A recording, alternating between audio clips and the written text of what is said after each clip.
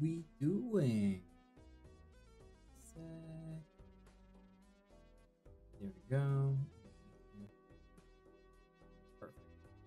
Perfect.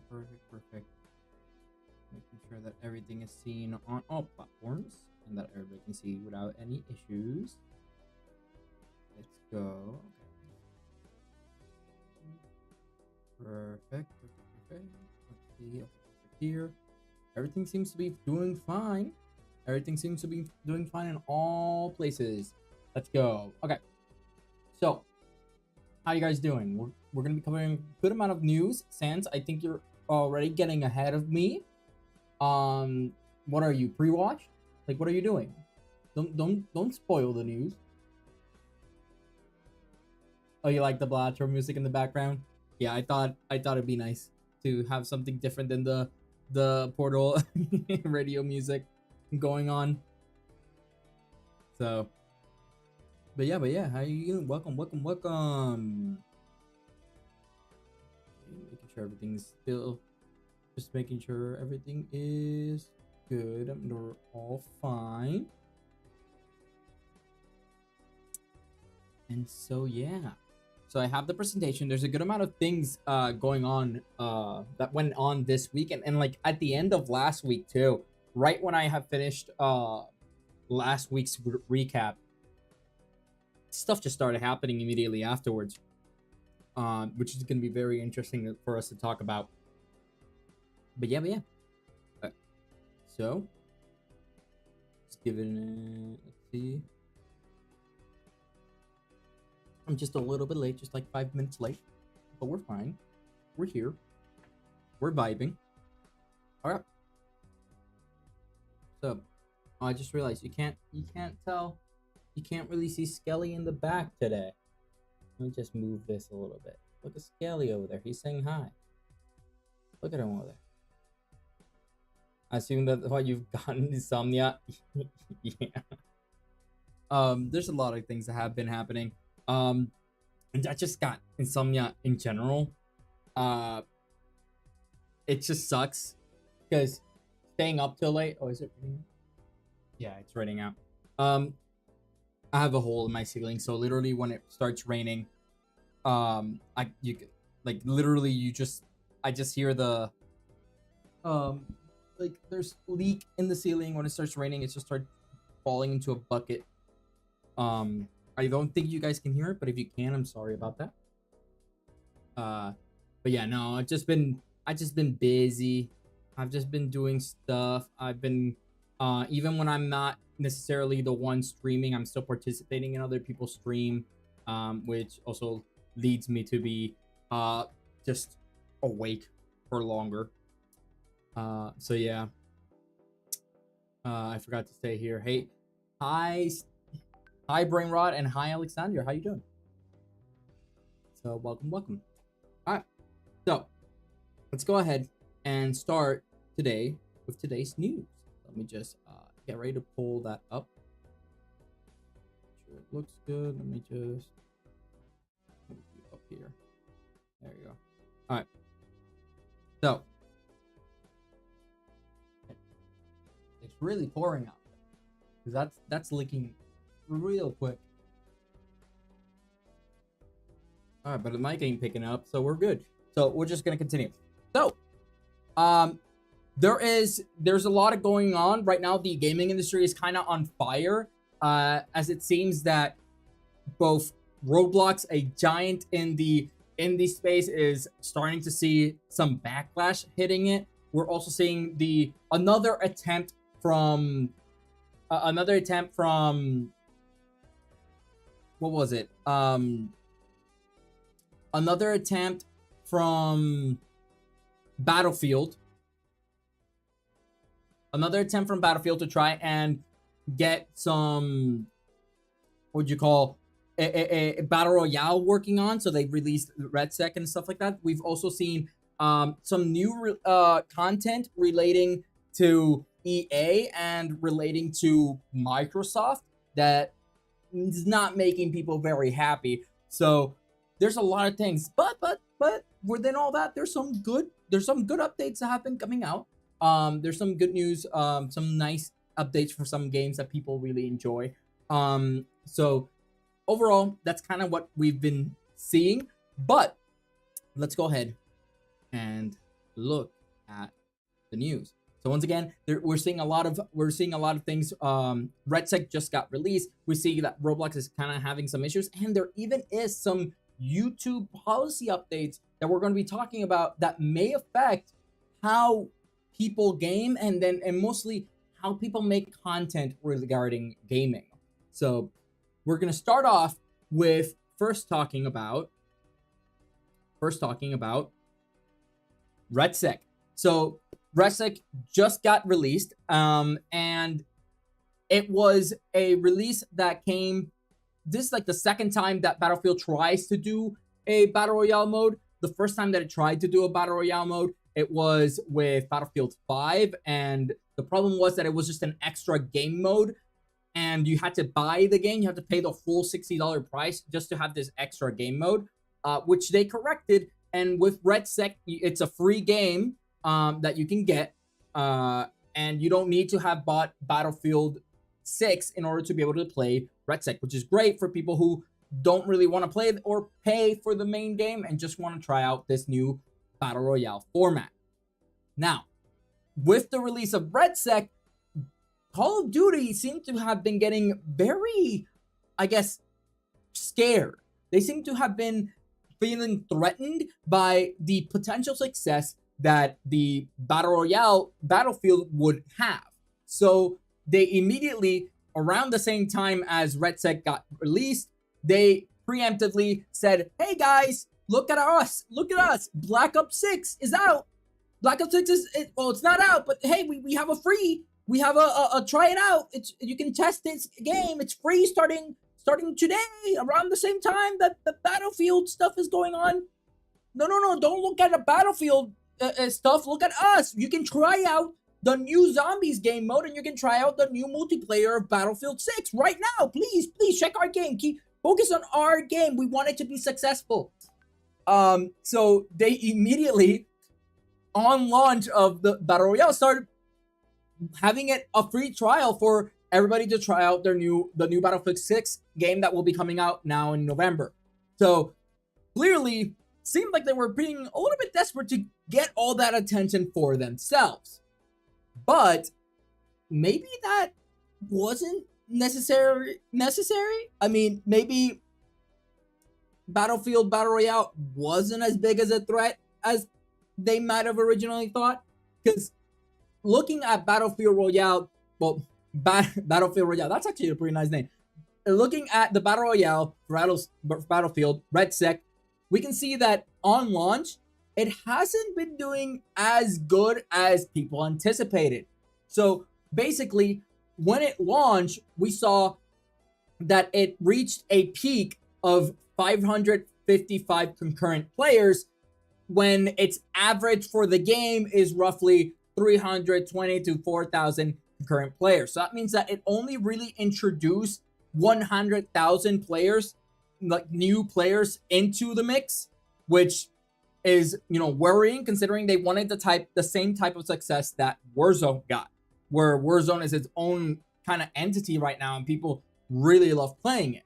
So they didn't see as much success. Granted, it did come out kind of in the middle of the week, so we might see these numbers go up as we reach the weekend. As you know, kids are already back in school, and thus they usually find time to play these games and really dedicate themselves to playing these type of games once they reach back to their house and they're free for the weekend. So we can definitely expect that to be the case. It is, however, Halloween weekend, so we might not see it really take effect now, like tomorrow, but we might see it go up a little bit on Saturday and Sunday. Regardless, this is not the metrics that they were expecting to get. So much so that they haven't even reached their overall peak when the game originally launched, right? So the all-time peak when the game launched was 750-ish K concurrent players, and the new release of REDSEC did not even bring that many people into it. So it's something that they, although they did tease a lot that they were doing on Battlefield, I feel like RedSec wasn't marketed that well. I feel like it was more of a supposed surprise drop than them being shouting out to the world that, hey, we have a battle royale game coming up. So some people did get surprised with the release of RedSec. So maybe if as more traction comes around, more people get notice that this is has been released, maybe more people will see it. It also doesn't help that they kind of marketed it as a different game, saying that it's Battlefield RedSec instead of like Battlefield 6 and Battle Royale, whatever version, which I think is a good idea long term, meaning that they could keep working on RedSec without having to worry about any other Battlefield games in the future, similar to how Call of Duty does it with Warzone. But I do feel like not marketing it as much definitely hindered their initial performance with RedSec's release. So much so that there's been a lot of like mixed reviews with REDSEC. Now, I will point out though that these mixed reviews are kind of muddy, right? What do I mean by that? Well, the reality is that after looking into all the negative reviews that people were having, most, if not all, reviews kind of revolve around RedSec being adjacent to Battlefield 6, even though it has its own, I guess, launcher. It's being adjacent because there are missions in Battlefield 6 that force you to play Battlefield RedSec, which a lot of people are not happy about, because a lot of people are saying, hey, if I wanted to play RedSec, I would have done that. Why are you forcing me to play your new Battle Royale game when I want to play the base game? So I know there is a refresh button, like so that you can get new missions that maybe doesn't involve RedSec, but that doesn't change the fact that it is random and you could still be stuck with RedSec missions. And they should have made RedSec its own missions, its own segment, its own thing, and just left Battlefield 6 as it was. But due to this being kind of integrated right now together, a lot of the negative reviews are just Battlefield 6 fans that don't really want to play their Battle Royale version. But they're not really negative reviews to the game itself. The only, I would say, like, common criticism that I saw for the new Battle Royale mode was the fact that there is no solo queue. So you have to have a friend group in order to be able to queue up to find a match. And that is a valid criticism. And that's something that I feel like they could easily fix and add solo queue into it. But a large portion of these negative reviews are just people complaining that they have to play the Battle Royale mode when they just want to play the base game. So, but regardless of people who did want to try out the Battle Royale mode seem to be receiving it pretty positively, even though there is some ground to fix and make the game mode better. It seems like people are genuinely enjoying it for what it's worth, right? But regardless, this doesn't make it look good for them. They just launched a new version, a new game mode, and it has more negative reviews than it has positive reviews, and just seeing overall mixed reactions from the public. And that's not good, especially when they're trying to appease EA. Speaking of EA has once again come onto fire with recent developments in public reception. Because as we all know, EA is trying to get its acquired by the Arabian trust fund. I forgot the name again of it. Let me check my notes real quick. It's the I forgot what it was called. I had written down. I had it written down. I completely forgot. Where is it? Where are you? Where are you? Where are you? The acquisition of... Where are you? Where did I have you written down? I can't believe I completely forgot. I'm gonna have to go ahead and look that up. Just give me a sec while I try to remember the name of it. EA acquired by Saudi Arabian. There we go. So the Saudi Arabian Public Investment Fund. That's the ones who they were currently working to get acquired, and it seems like EA has been going into motion to actually be acquired. It was kind of in the air if they were actually going to accept it, but it seems like they really do want to go forward and be acquired by the Saudi Arabian Public Investment Fund. And people are starting to hit back. People are not very happy for this potential acquisition. So much so that especially in the Sims community, it seems like the Sims community and their creators are backing out from the EA content network plan because they believe that if they get acquired by the Saudi Arabian Public Trust Fund, their views are against the values that the community of Sims has fostered. And this is one of many reasons why a lot of creators from the Sims community have just decided to kind of boycott the game to protest them getting acquired by them getting acquired as a whole. And they're not the only ones who are finding and pushing back.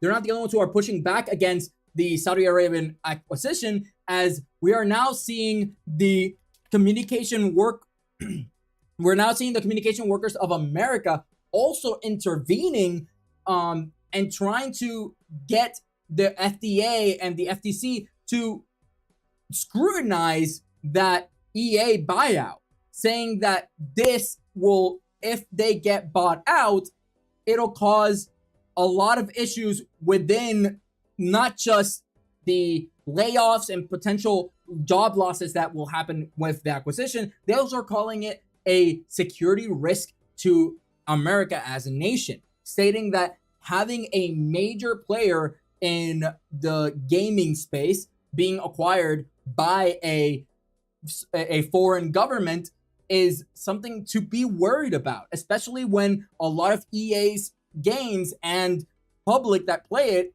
are a lot of them are American. So them being acquired by a foreign company is something that they're very, very concerned about. So much so that this is similar to what we saw happen with TikTok, as TikTok was gonna be a banned in the US specifically because it was owned by a foreign company but had a lot of US users. This is the exact same thing that the CWA is currently scrutinizing and calling out about this acquisition, this buyout, saying that this is just a security risk for America as a whole. And they're not saying to maybe cancel it entirely, but they are saying that there should be measures put in place in between the contract of the buyout that would allow the American workers and the American people, consumers like us, to ensure that we are going to be safe and that our data is not just going to be stolen by a foreign company, by a foreign government, and maybe even used against us in the future. So this is something that they're heavily scrutinizing right now. And with that said, this is once again more and more heat that EA is receiving regarding this acquisition. And this is also a terrible time for EA to be receiving so much backlash and so much pushback, especially after they just reported that they had overall lower revenues the last quarter. We're seeing that they had 9% lower revenue, 53% less net income, and overall 13% net bookings, right? So this is clearly a time where this decision has caused EA to lose a lot of its following. Now, that downturn in its profits could also kind of move it the other way. It might incentivize EA to be more likely to accept a buyout because they're thinking, oh, we're losing not just popularity, we're losing money, so we got to get people, we have to like cash out before the company goes under, right? That might be one of the mindsets that the CEO or like higher up leadership on EA, that might be something they're thinking of, and it's something to be considered. Regardless, if they stay in the public market as they already are not the most loved company out there, and they're losing money. So clearly this is kind of a rock in a hard place where you clearly don't have a good option. Like EA right now has to decide whether they're gonna go for the buyout or not, and whether that is actually beneficial for them as a company or not. But we've seen that these type of buyouts have happened before, and sometimes it's just they get the bag and leave, and they don't care if the company goes under. And that's also one of the things that the CWA is fighting against. They're saying like, oh, higher ups might receive a bunch of money from this buyout, and then they're just gonna let the industry or let the company rot, and this is gonna cause a lot of layoffs and a lot of job losses for the American people. So once again, a lot of reasons of people pushing back against the buyout, and we don't know if that's going to be enough. We have yet to hear anything from Scott Besson or anybody from the FTC regarding if they're gonna try to either block the buyout or at least review it with more detail. So we're yet to see any details on that regards. Regardless, the EA wasn't the only one with some, I guess, questionable earnings in this month's earnings statement, at the end of this quarter, as we saw that Xbox themselves had a 29% downturn in their hardware sales this last quarter. And this can be attributed to the fact that they've been making a lot of decisions that people are not very happy with, and they have been kind of pushing their whole agenda to be that every game is accessible from any platform, including PlayStation, meaning that a lot of people don't see a need to get the Xbox unless you generally like its specs, unless you generally like its the controller and stuff like that, or its UI. It seems like there's no reason for you to get the Xbox. You could always just get a PC that would probably run all the games that Xbox would run, meaning that a lot of people have been incentivized less to actually buy hardware and their consoles for Xbox themselves. Now, they do state that overall gaming revenue fell by 2%, but that is offset by the 1% growth that the Xbox got for content and services. And by the way, content and services, there's a lot of Microsoft content and a lot of like services that Microsoft provides. But amongst those services, there is also what we know as the Game Pass. The Game Pass counts as one of those services. And what we're seeing is that the Game Pass last quarter, we knew that it was being profitable, but we see that it only saw a 1% growth last quarter. Now, this, you do have to also take into account that although it's a small increase in this quarter by 1%, it was actually seeing a 13% growth in the last, actually I should put that in green.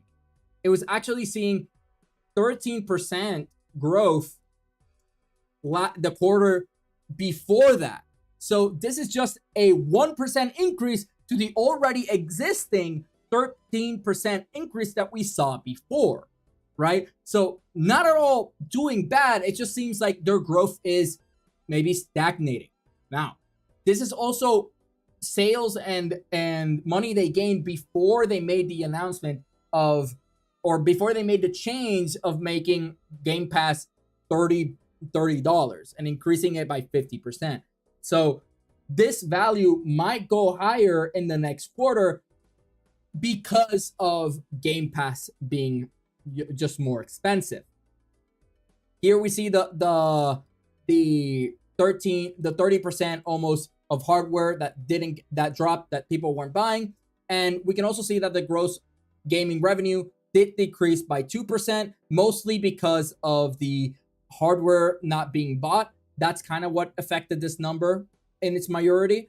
And that's why we see a loss of roughly $113 million. So an increase of 13.13%. Exactly. It's no, not an 13.13. It's a increase of 14%-ish. It's actually, you're not wrong. The numbers are not exact, because remember, we're not talking of 1% of 13%. We're talking of 1% of what they were making at the time, meaning that they increased 1% of their overall earnings. Meanwhile, last quarter they had increased 13% of their overall, earnings. So this is still really good for them, and we can expect this number to go up higher and higher, especially with the new increases to the pricing in their Rogue Ally and in the Game Pass as a whole. In fact, it'd be very interesting to see how they do next quarter, especially since the Rogue Ally is released. Will the Rogue Ally be enough to increase this number, this percentage? Will they actually get some console sales from the Rogue Ally and gain back some of the money they lost in the last quarter? We don't know. We all know that, as we talked last week, the Rogue Ally is pretty expensive, and thus not many people can really get their hands on it, not at least right now in this economy. But this all is going down, and they've gained some revenue, and this is making some people mad, especially because of the news recently that the Microsoft CEO was gonna receive basically a $100 million pay or salary this year. So why? What in what sense are they paying $100 million when they keep doing layoffs and they keep firing people? Well, the reality is that the CEO of Microsoft, in this case, has brought some actual benefits to the company. They've gone 100%. They claim to have a 140% increase in security, 160% increase in products and sales as customers and stakeholders for themselves as well, and a 155% increase in the overall culture of Microsoft. And these are all really good metrics for a CEO of a company. And thus, they want to reward him. And the way he earns those $100 million is not in cash, right? The way that he earns that $100 million is by them giving him stocks that are valued, once you look at it, are valued up to $100 million. So that's how he is getting paid out so much. This also means that if he were to be fired for no reason, he might have a payout of $180 million. But if he decides to retire, he would still almost guarantee $140 million just for him to retire. He could just have that money for himself. So clearly, this is happening, and the issue is that he's receiving so much money when we've been seeing all the layoffs and when we've been seeing all the price cutting and the budget cuts, and we've been seeing the price increases. So whether we should be paying a CEO that much money, that's down to the company. And obviously that's down to work culture as it is right now. That's not my decision to make. I would rather, obviously, that $100 million in stocks that he's receiving be distributed to their employees, especially since because the people who do the work are his employees, not the CEO. But maybe that's a little bit too optimistic and naive of me. And thus, right now, we're just going to continue seeing layoffs. We're going to continue seeing price increases, and that's just going to give more money to stakeholders, and thus more money to stakeholders mean they're happy with the CEO, meaning that they give more money to the CEO. And that's exactly why we're seeing what we're seeing. But we're very unhappy with all the cuts that they've been doing. In fact, they recently, it was announced that Doom, the co-creator of Doom, John Romero, was working on a new IP, a new project with Xbox, and Xbox had pulled their funding when they did budget cuts and layoffs back in July in this summer. So he got lost funding, even though they were working on a new game and they had it pretty well, pretty far ahead in the game. Luckily, this is not, all hope is not lost, especially since they did state that they do own the IP. Microsoft does not own the IP. They own the IP, they own the code, and they own everything about the game. Meaning that they're now trying to find and maybe make contracts with other companies that could maybe fund what's remaining of the game. And if another company were to fund the rest of the game and, acquire the IP from them, they would basically be receiving a free $50 million investment to the game, because Microsoft already invested $50 million worth of progress on this game. So this could be a huge opportunity for a company down the line, especially since John Romero has a pretty high standing name in the industry. So who knows? There's no news of what the IP is, what type of game is, what genre. There's no news of what it is at all. So this could be something that could blow up later on, and we might see it tied to another gaming publisher. So here's hoping that they're actually able to make a contract and get acquired by another publisher in order to promote and eventually release this new game. Hopefully it's pretty good. Now, this has been happening a lot recently, where a lot of the companies have been kind of cutting off the different budgets that they have for different games. So a lot of games are getting pulled out, a lot of games are getting cut, and some people have kind of put it on their own hands to make the games that they want to see, which is why recently there was a release as of today of the Spartan Survivor, which is a fan-made game for Halo, where it's basically combining what is the Halo universe with a Vampire Survivor gameplay, which is honestly pretty cool. This is the type of side games and like that Microsoft could be doing and could be rather successful, because their IP is loved by many. And these are bets that they're not taking, but the industry and developers themselves have decided to jump and do the games themselves of the ones those IPs they love. Obviously, the game is free. You don't have to pay for this game. He would kind of be in legal trouble if he charged you to play a fan-made game of an IP that's not theirs. So you can play this game right now, and if you like Vampire Survivor, this might be an interesting choice for you. Also, speaking of Vampire Survivor, we also have the new update that came out today, where they added some multiplayer in the game, and they also added a more collaboration with the Balatro developers, including 4 new Balatro kind of characters, and basically like rare jokers are now characters in Balatro. And with the new multiplayer that they added, it seems like there's a lot more new free content that they've added that a lot of people are very interested in. So if you like Vampire Survivor, now is the best time to hop back in if you haven't been playing it since previous updates. Now, I'll be right back. I'm going to go to the bathroom real quick. When I'm back, we're going to be talking a little bit about Roblox. So be right back.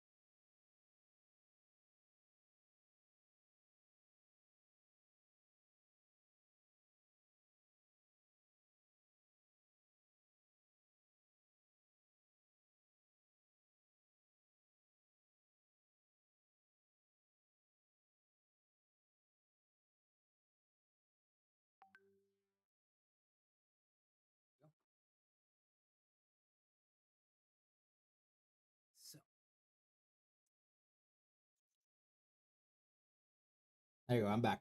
I'm back. Sorry about that. All right. So, where was I? So, let's see. So that would mean that if those stocks goes up, it could sell those stocks for have billions of dollars. Yes, yes, Sans. That's exactly what it means for uh the CEOs and how they get paid out. They get paid out in stocks, meaning that they can grow or go lower depending on how their company performs, thus making them more incentivized to make profit for the company and then basically becoming richer themselves. So, with that said, uh, where I left off is basically, so Roblox is actually getting a lot of flack recently, with Roblox seeing a bunch of basically Roblox seeing a bunch of bans from a bunch of different countries, right? We've known that a lot of countries have been banning Roblox all in the name of basically their children's safety. So they've been getting a lot of flack recently because they don't consider Roblox to be a safe environment for kids to actually be playing on. And this is just an addition. There's been a new addition to this list of bans, of at least countries they're banned in, with the addition of Iraq. So now Iraq is also banning Roblox from being able to basically be online and be played in their country.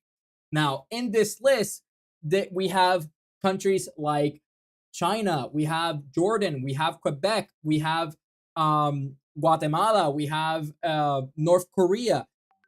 China and North Korea are more of political reasons why they don't want to have Roblox in their country, but all others that I mentioned are actually banning it because, once again, they feel they've been recently, a lot of countries have been moving their policies and changing the way they do things and how people interact in the virtual space, especially how kids from their country interact in the virtual space.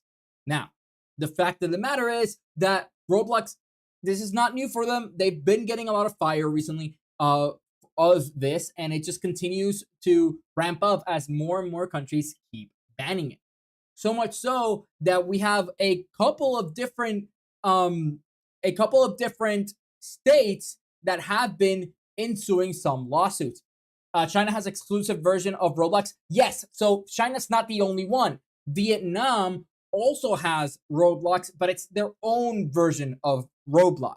So basically, Roblox has worked with different countries to have a proxy company in that country that would make an identical game as Roblox, but with whatever specific restrictions that they want to add or that they want to have in that country.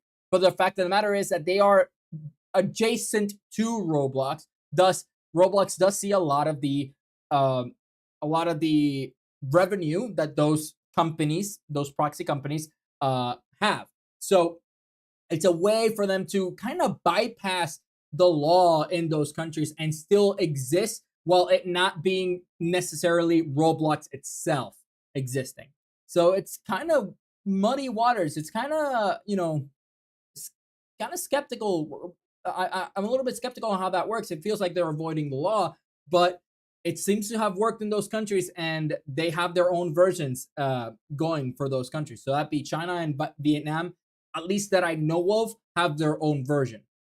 We might see other countries in the future start to implement the same thing and stating that Roblox has to create a specific version of Roblox or start a new company in that country to make a specific version of Roblox for that country, making sure that it follows the laws and the policies that that country is stating.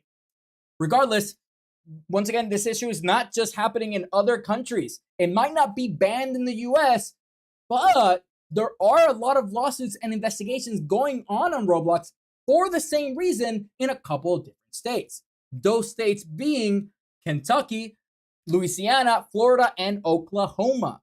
as they are currently doing investigations on how Roblox is attempting and whether they are successfully implementing measures to increase the safety of children in their platform. Because the fact of the matter is that a lot of kids play Roblox. And not only do a lot of kids play Roblox, Roblox main target audience is children. Meaning that if your target audience is children, you have to be able to cater to ensure children's safety. And the CEO went and started talking about the different efforts that they've made as they've been receiving so much backlash. And the CEO stated a couple different things. Amongst them, one of the things he states is that Roblox is really good for kids to learn STEM values. And although yes, that's not necessarily incorrect because anybody can program in Roblox and learn the fundamentals of programming through it.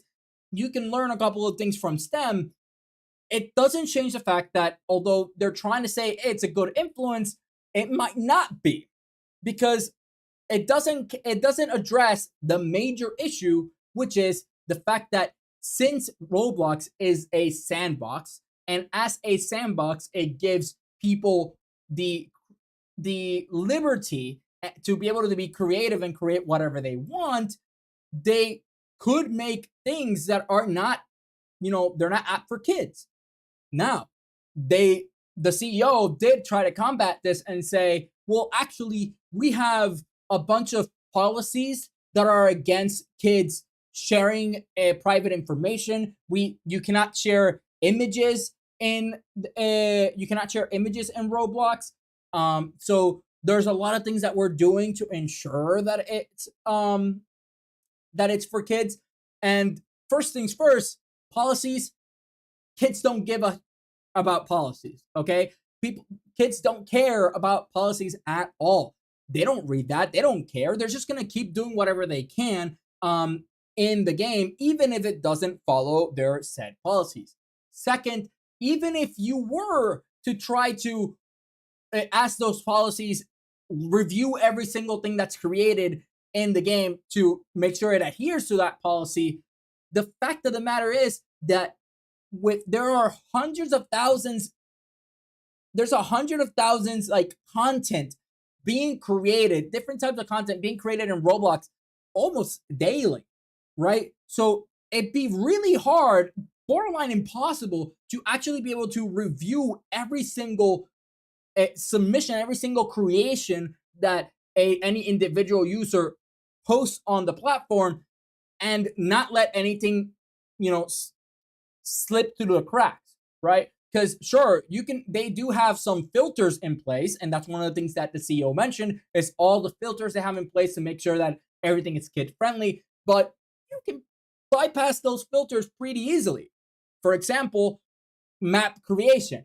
There's a couple of maps in Roblox, and one of the maps that got it in this mess in the first place was a map that was just a strip club where kids were playing as their characters in the strip club, and you have people dancing in the strip club and doing things there that as kids they should not be exposed to. And even if it's not as crazy as a strip club, there are some maps that have some casinos in it. Now, it may not be real money, but the fact of the matter is that they're being exposed at an early age to gambling and everything that gambling entails. And that's not good. These are all things that we restrict as adults and in the real world for a reason, and we don't allow kids to partake in it. And these things are very hard for you to really catch and avoid kids from partaking in. Second, or third, or I don't even know, I've lost count at this point.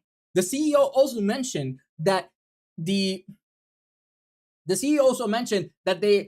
are focusing on having safety for kids against predators, because that's the main issue or the main worry that parents have is regarding all the predators that are claimed to be existing in the platform. Now, the CEO went and said that the problem is not their game, it's not Roblox, it's actually all the other applications and games that the kids have on their devices. They're basically stating that, oh, people are not being, coerced in the game. People are being coerced outside of the game. Let's say YouTube, Twitter, Facebook, whatever it is, any type of other social media. They're saying they're being coerced over there and then being brought to Roblox in order to do like them be exploited, which is just not true.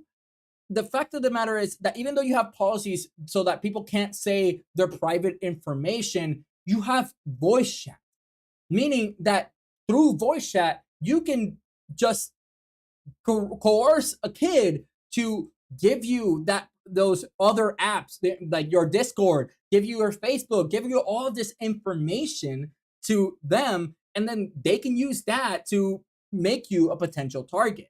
So once again, another reason why this is becoming an issue. Like you say you're doing stuff, and they've said the PR speak that I've heard so many times recently, which is our top priority is your children's security and protecting your children. Well, that's kind of bull nowadays. You know who else said that their top priority was protecting the security of their individuals?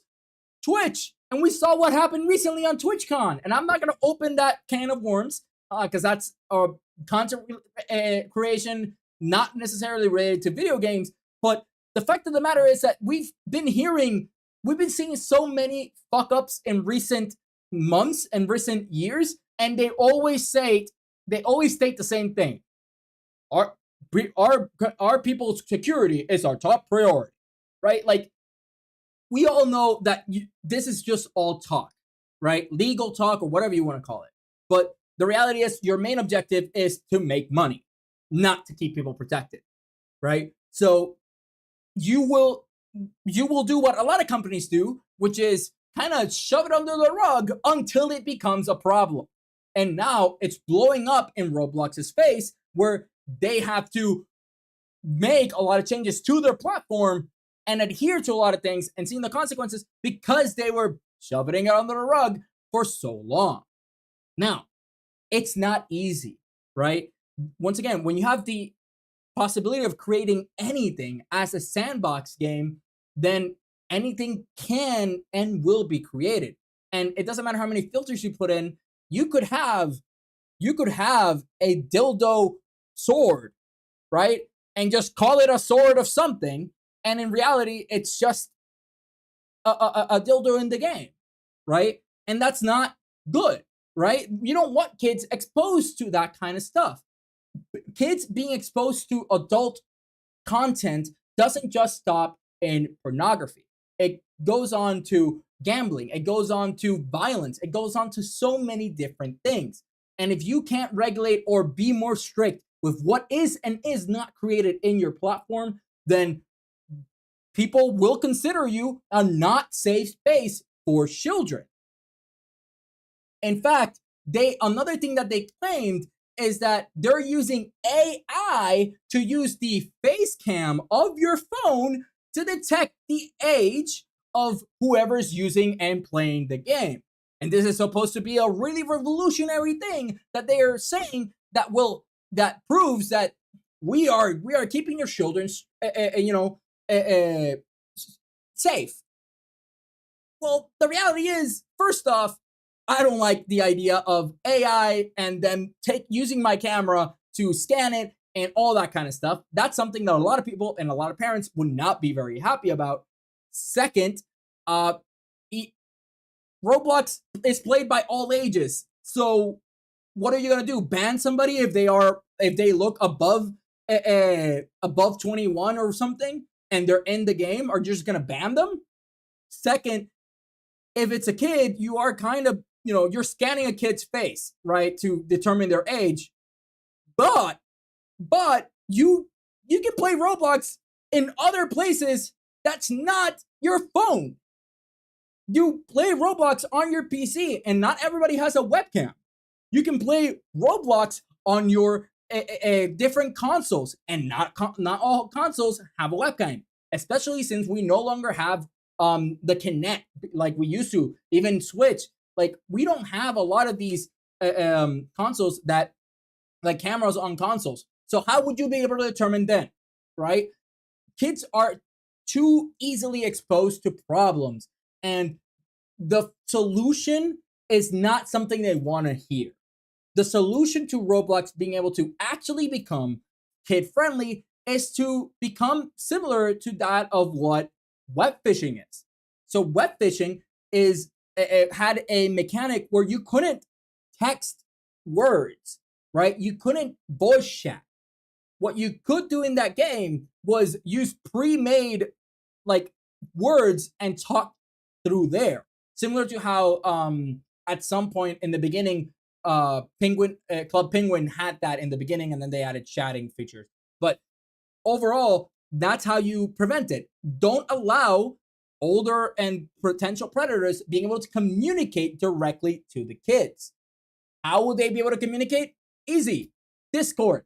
And as long as you're in your Discord with your own friends, you won't be joining a random person's Discord, because the reality is that if you can't communicate and you can't just say, hey, add me on Discord, I'm this friend, I'm this person, you, by restricting the way people can interact and talk to each other, and restricting voice chat altogether, you ensure that kids are not able to interact negatively or in an unsafe way with a stranger that they do not know.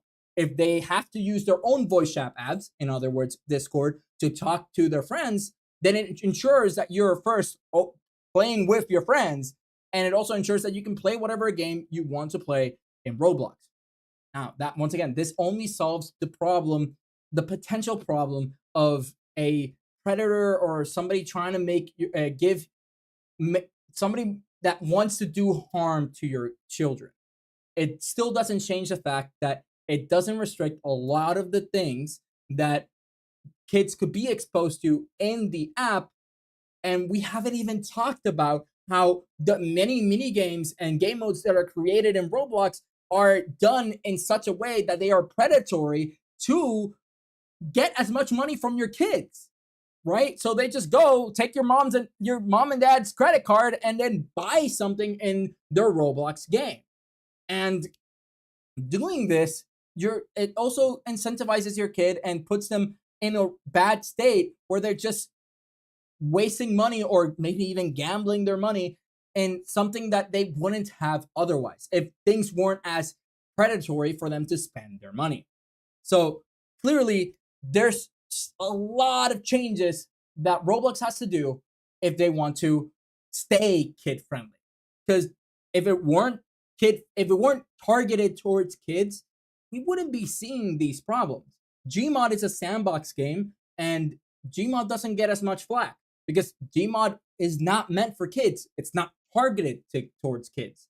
So if you do find kids playing Gmod, that can be arranged in the sense that they have the safety net that it's like that's not their target audience, right? But Roblox's audience is children.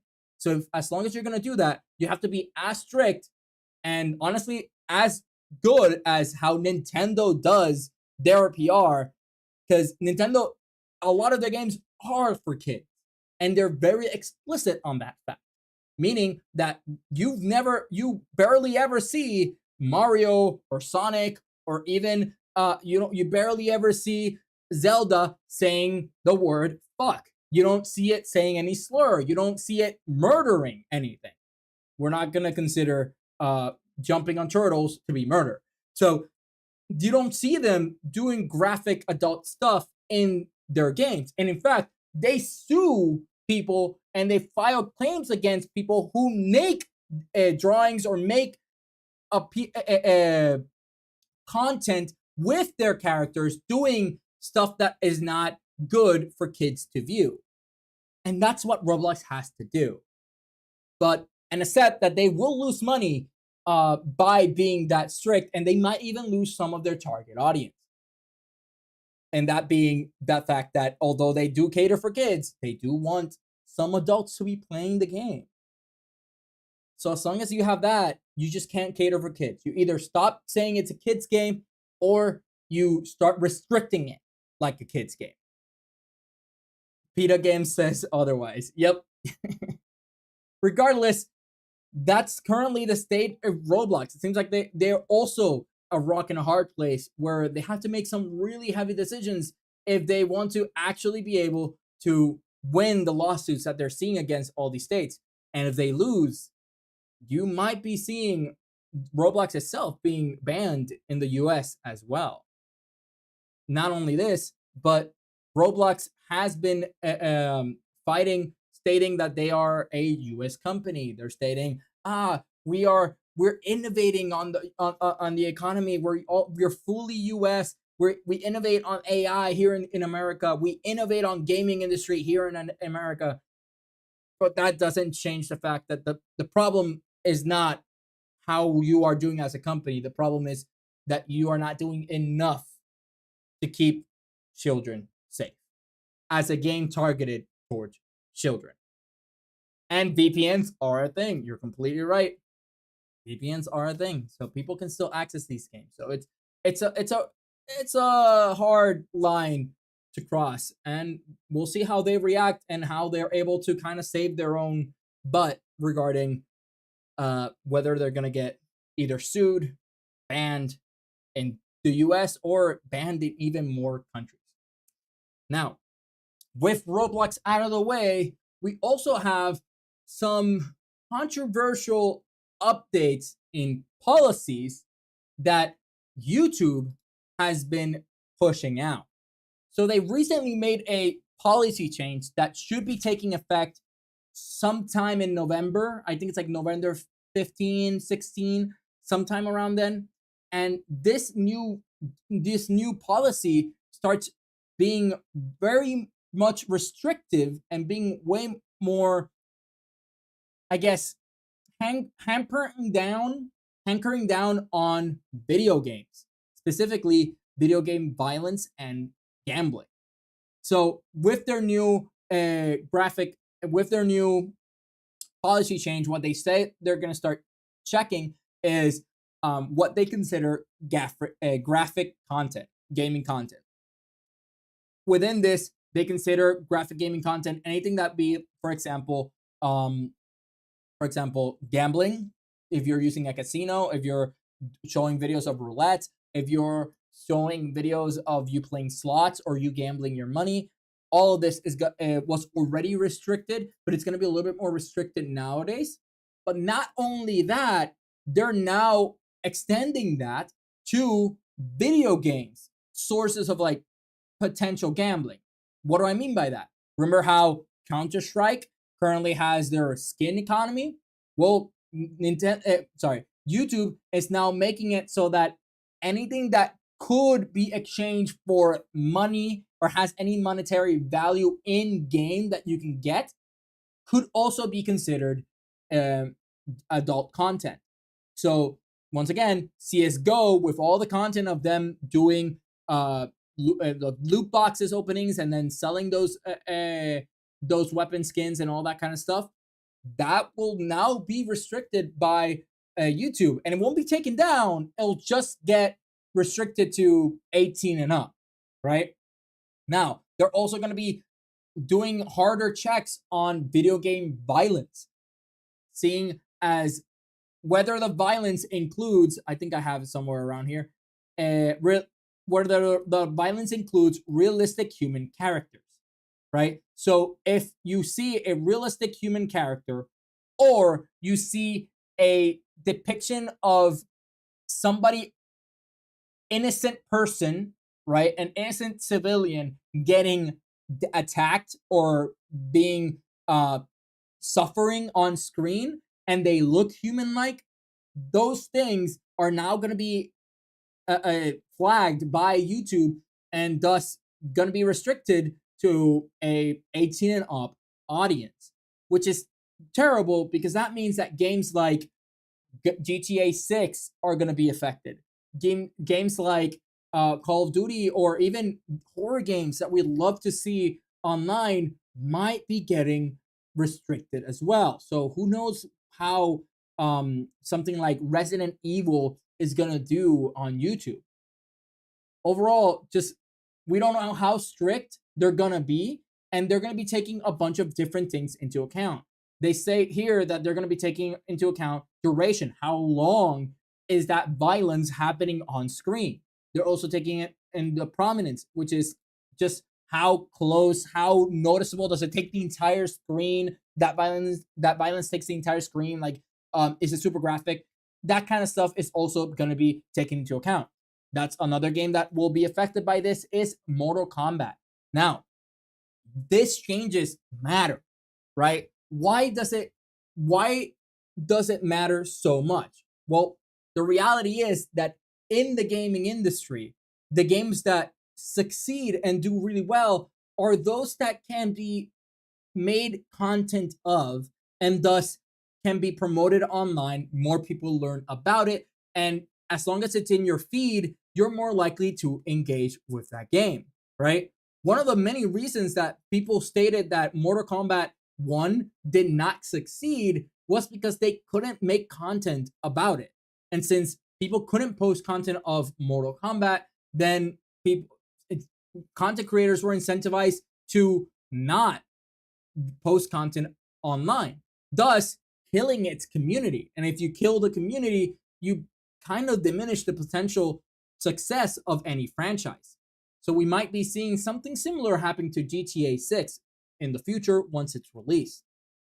But this also changes what type of games are made.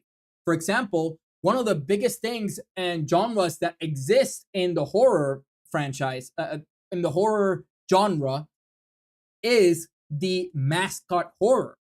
One of the reasons that mascot horror became such a huge thing and you saw it online everywhere you went, and why Five Nights at Freddy's became so popular, is because since YouTube was being very strict on their what they consider graphic content, you couldn't play graphic horror games. You couldn't play horror games like Dead Space. You couldn't play horror games like some Silent Hill games. You couldn't play horror games like some Resident Evil games. You couldn't play these games and post content about them online because YouTube would just restrict it.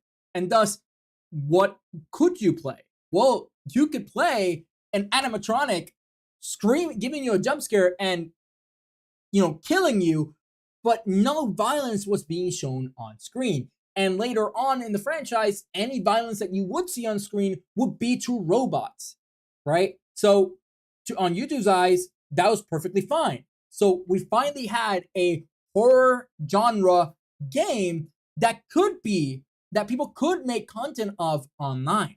Thus, when Five Nights at Freddy's came out, that's why it blew up and why we had so many Five Nights at Freddy's clones.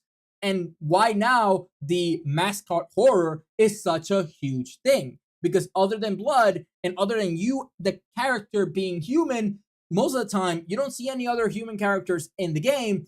You just see whatever mascot horror is in the game.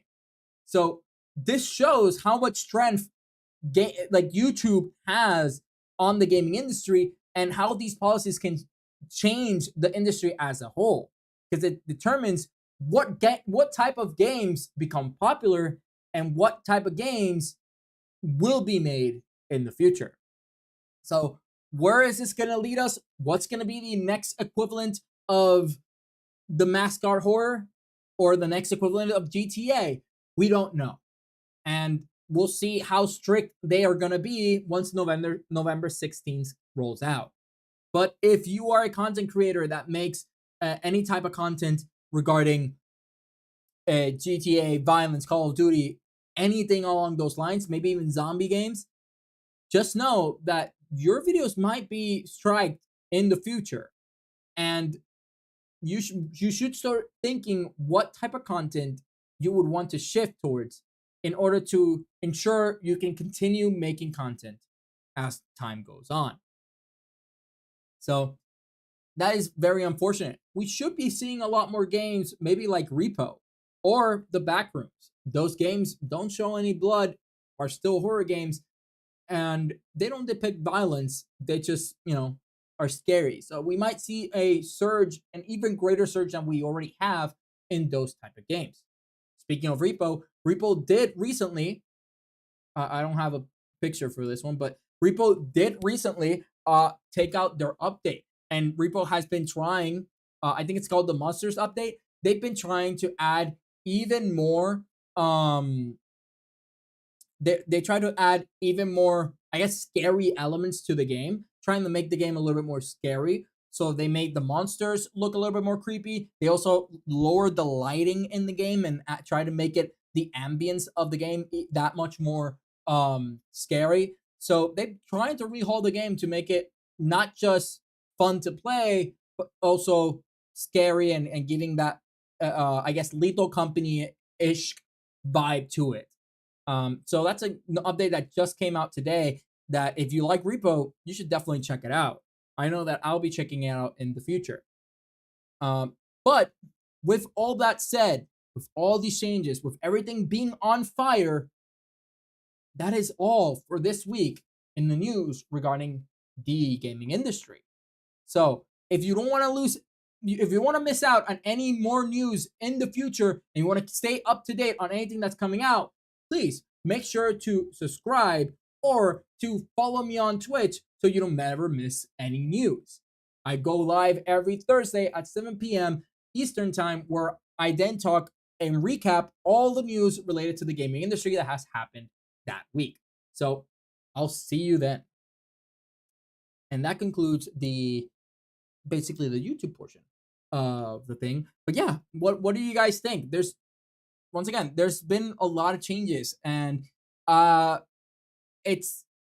kind of sucks because there's a lot of changes that I fear for the industry, but I also am one that believes that restriction allows for innovation, right? So, like we saw with the mascot horror, the creation of the mascot horror franchise, that came around a lot because of the restriction of not being able to make bloody and graphic horror games. But there's still being a market of people who want to play horror games and want to stream horror games. So that's why that started. Who knows what other type of new genre we'll see in the future. And if you want to play if you want to watch or play those type of like adult games or graphic games, then right now it seems like the places you would be able to do it is here on Twitch or on Kick. Right? I don't feel like you'd be able to do it on TikTok either. I think TikTok would also be pretty restrictive in the way they present their what games you can play. So, with that said, it's there's a lot of room for potential innovation, but also a lot of room for a lot of games to be restricted and not get as much attention or as much love as they deserve. Not gonna lie, there will probably be future games that have a toggleable blood setting. Actually, that's also possible. Similar to how nowadays a lot of games implement the what is it, like DMCA setting, where like the music in games get changed to non-copyright music. They could do the same thing and like lower the I guess lower the horror meter, like blood meter or stuff like that, violence meter. I think it would be something like that. But this doesn't just apply for horror games. Like you have games like what was it? It's that one game that's like it's a I forgot the name of it, but it's basically a story-based game where like your decisions matter and you go through a story. You make a bunch of decisions. Depending on the decisions you make, you branch out and stuff like that. I forgot the name of which one it was, but in one of those games there was one scene where they basically put a screwdriver up somebody's face, and that had to be completely changed or censored for some people because some countries, not just like YouTube, like some countries considered it like aggressive violence, and thus it got banned, or in YouTube it got striked, and they had to like basically change the scene, or content creators would just have to blur the scene altogether. Or maybe change the blood color to something like Danganronpa's pink, or they can do what they do in anime, which is that semen white, baby, the semen white blood, which we all love. Yeah, the white blood is infamous in anime. It's terrible. It's what they did with Seven Deadly Sins. They massacred my boy. But yeah, no, you're completely right.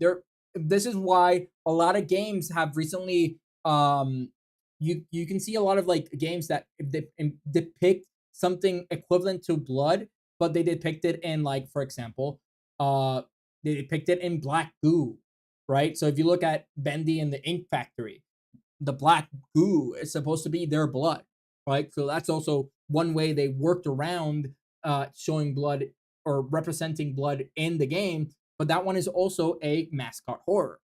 Or you might do what they did in there's a new show from Dana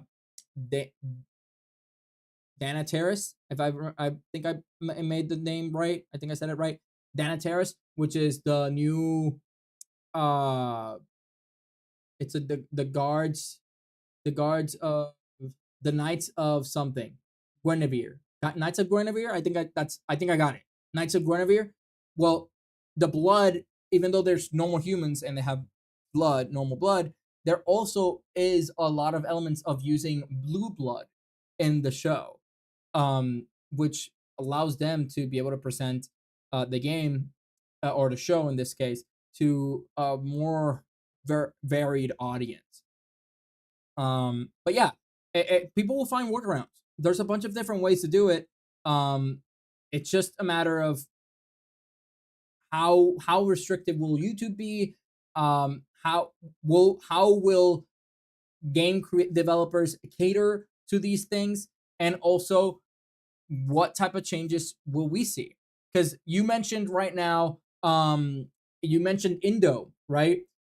You mentioned how Indominus might struggle in the future. That's not wrong, in the sense that, for example, we played that one, what was it, Night Shift, where we were playing and then you could shoot somebody and then they would just blow up into a bunch of body parts and blood.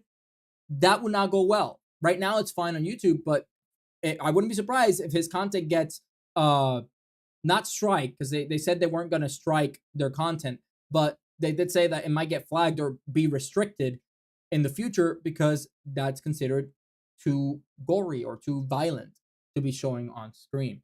So there's options and there are options, right? We'll see what falls on in and what falls out of YouTube's restrictions. So yeah, big stuff. Once again, a lot of stuff is happening. A lot of things are changing, for the better or for the worse. I feel like right now more than ever, indie games are growing and becoming way more popular than that of AAA games, and people are getting tired of AAA. I didn't cover it on today's news, but there was the company that made Peak, right? They've stated themselves that they're not looking for the increase in like creep and infinite increase on their company. They're just gonna be overall they're just gonna be doing whatever they can and whatever they consider to be a fun game, and then they've realized that if you do that, the money will come, right? The same thing happens with the release of what was it? There was another company that was working on a game with okay, so I remember now. The Multiverses, the company that made Multiverses, they took out a statement saying that for their next game, they don't want to be involved with AAA whatsoever, right? They're just going to be indie, and they don't want to get involved with AAA anymore because they say that they don't like that culture. And it makes sense if they're working on multiverses. I wouldn't be surprised if they were being pressured by their publisher to do some actions or to prioritize some things that they didn't really want to prioritize at the time. Um, I feel I'm a little bit worried with games like DBD, but I think DBD will be fine. Dead by Daylight, mostly because Dead by Daylight uh could just not show blood. They show blood splurts, but they might change it to something else. Um, but it does fall under the new guidelines where you're hurting somebody who's innocent, right? The whole point is that the killer is hurting survivors that can't really fend for themselves. So it technically falls under the new stricter guidelines. So I hope that DBD uh still performs well and doesn't end up unfortunately getting scrapped, especially all those DVD creators. I hope that their content doesn't end up being all restricted. It would suck for those type of content creators to have that. So we're gonna be seeing a lot of changes.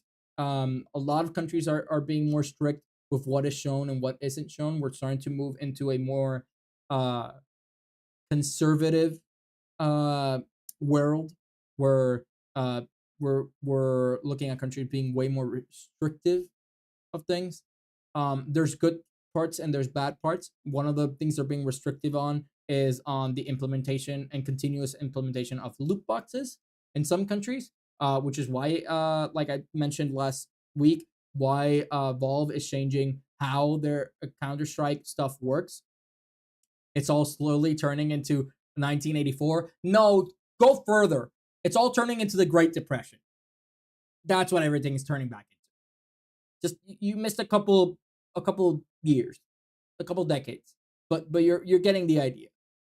Um, but yeah, we're moving back um to be way more restricting and way more conservative in a lot of ways. And it's also we always see this narrative come every so often, but it's also the narrative of oh, video games cause violence, right? Which I don't agree with. I don't believe that video game causes violence, but the fact of the matter is that a lot of people do, and that's still an argument that every so often gets shown, even though it's been proven that that's not the case. It turns up every so often with new games, and we might see restrictions similar to when the what is it called, the rating system in the US originally got created. The rating system, that rating system was very strict when it first implemented, and what was considered non-rated, what was considered R, or like sorry, what was it considered rated M for mature and all that kind of stuff. Nowadays, we don't really. It's not as strict as it used to be, and we don't really follow those ratings. But we might start. It might start being a lot more strict regarding those ratings going forward. Keep in mind, most of the censorship started back up because of collective shout, more like collective mute. Yeah. Yep. It's they I mean it's the same reason why in China they have their own version of Roblox. The reason they had banned it originally was because of anti-communist propaganda that was being portrayed in Roblox. So people like world politics is also involved here. There are some topics or some things that they don't want some what is the word? There are some depictions they don't want shown on media, right? You can see that with movies as well. There are certain movies that don't go that well, don't do that well, and it's because they don't like the depictions of like anti or antagonist, not antagonist is anarchistic uh, uh anarchistic views that a lot of like dystopian movies, for example, showed. They don't want to show stuff in movies that are like revolution right now. They want to prevent showing those because they don't want people uh to have revolution in their minds. Um, so yeah, the world politics affects video games. It's world politics, world economy. All these things affect how, what, and when we make games, and how we and what communities and how we interact with video games. It's very interesting. It's fun to read about. It's fun. It's interesting to read about how um video games are a relatively new thing, as in like there are video games came out, you know, in like 19 what like 1980s 1990s, um like it's more than, it's not a century old, right? It's younger than a century, video games, meaning that uh we are seeing the same patterns for video games that we saw for example, how book restrictions are, right? How people restrict how book sales and what gets published and what doesn't get published in certain countries. This is it's just another medium of storytelling that is going through the exact same censorship cycle, I guess, that you could call it like that, that every other medium went at some point. The same thing happened with movies when movies started. So it's nothing new. These things have been happening from the beginning of time, and they will continue to happen because um, when you portray something that's not, that is against my values, or um that when you portray something that I don't like because it's mean to me, I'm not gonna let you have it. I'm gonna ban it and I'm gonna censor it. You can't have that. It's mean to me. Which is why we gotta celebrate whenever there's creators that, even with these reactions, go against the mold and say, no, this needs to exist, right? We might criticize, you might or might not like South Park, but South Park is actually one of those it's actually one of those shows that is not scared to criticize what's happening in the world, right? And because they're not scared and they don't hold any punches, a lot of people have come to uh enjoy, not just enjoy, like highly value it as a show, as more and more shows decide to censor themselves, so that way um we don't aren't able to do express ourselves, right?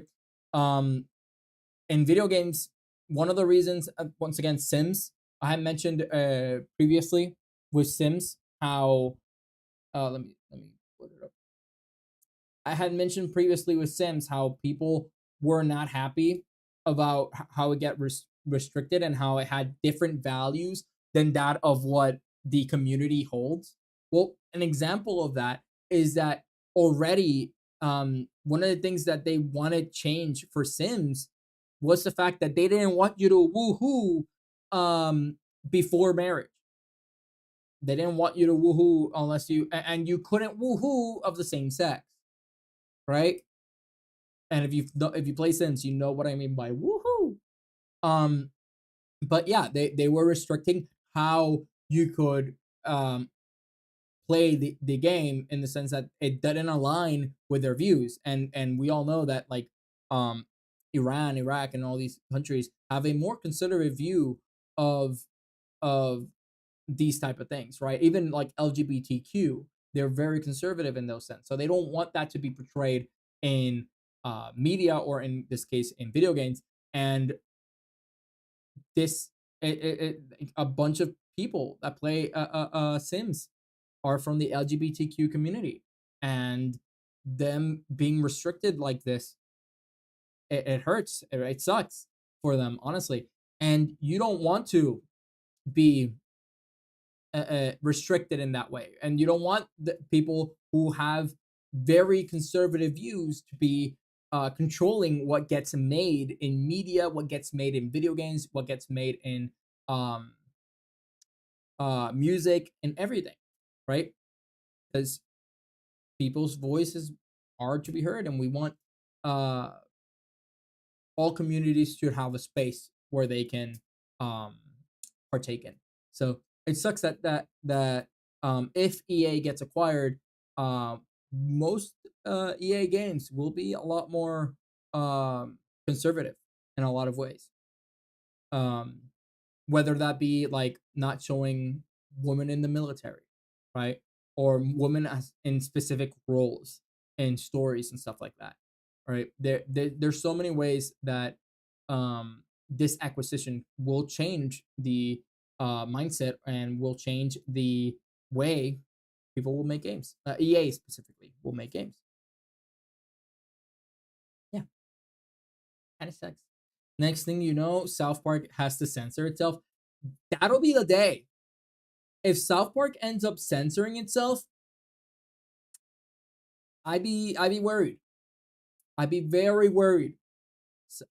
Specifically here in United States, if South Park starts having to actually censor itself and is not able to regardless of what you agree on with them or not, if they're made to actually censor themselves, it would be a huge loss in America and the supposed uh the country of the free, right? So scary. It's a scary thing to think about because if South Park is getting censored, believe me, you and Twitch won't be able to do much. In fact, that's one of the complaints that people have right now with TikTok.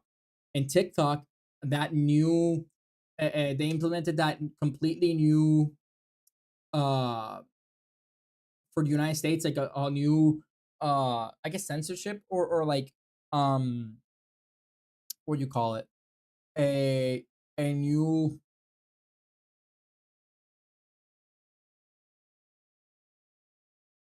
yeah, I think it's censorship. Yeah, like a new moderating team to TikTok here in the US to ensure that bad content and bad views and all that kind of stuff is not propagated on the channel on the application. Well, a lot of what they don't want to be publicated in in the application is people spreading their opinions regarding how bad the economy is right now or how bad certain individuals in government are running things. So we're seeing a lot of censorship in every aspect of society. So we'll see how this affects us going further in the future. But yeah, all right. So with that said, I'm not gonna be checking any like actual game reviews, like game scores today, gem scores. Mostly because, as I mentioned, I am a little bit sick, which is also why I had to uh leave in the middle of the news segment. So I apologize about that. And it's also why I've had a little bit of insomnia. So I've been a little bit sick recently. So I'm gonna call it early today. I'm not sure if I might have to cancel tomorrow's stream uh regarding playing Caught the Wire. I might have to cancel it because I had not realized that it was Halloween. When I made the schedule, I had not realized that it was Halloween day. And I have plans for Halloween, so I might have to cancel the that stream on Halloween. But yeah, overall, um that's gonna be it for today, guys. It's a short stream, but there was a lot of news to cover today. I hope that you learned a lot, that you understand what's going on with the industry. I try to, even if I'm a little bit sick, I try to be able to come in every single Thursday to give you guys the news because I feel like this is really important. Not many people.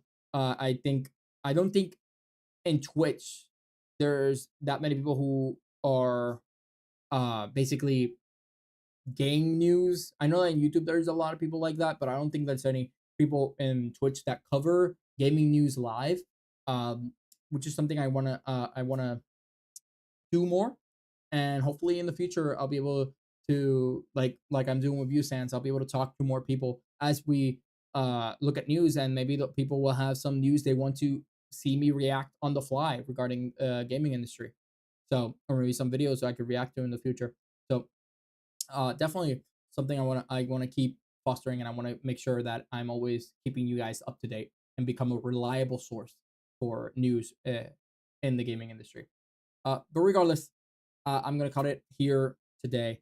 and I will see you guys. If not tomorrow, I'll see you guys sometime next week. And when I have the schedule for that, I'll post it. So I'll see you guys then.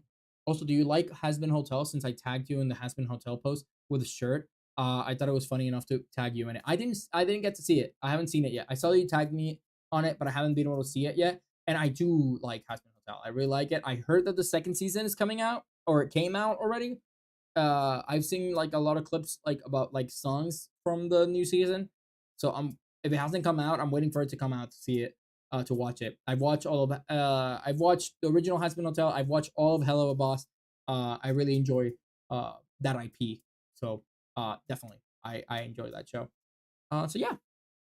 Well, with that said, I'll leave you to it, and I will catch you guys in the next update of the gaming marketplace. See you then. Bye.